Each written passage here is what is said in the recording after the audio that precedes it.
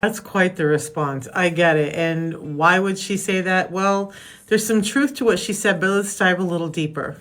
You see, diabetes is what I would call end stage insulin resistance.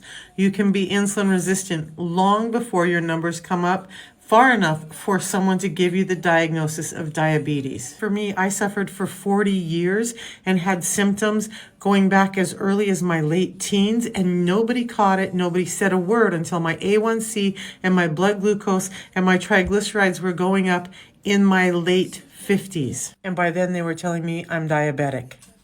But nobody called me diabetic before that. And yet I was insulin resistant. So here's the thing. A number of things happen when you're insulin resistant and that cause the insulin resistance long before you get that diagnosis of diabetes.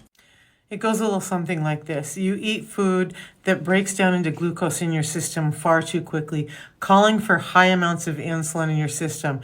Those high amounts make your cells, and every cell in your body is susceptible to insulin, but it makes them resistant to the insulin. Now, once you become resistant to the insulin, a number of things happen. But at some point, the insulin starts to store that glucose as fat because your cells won't take it up anymore.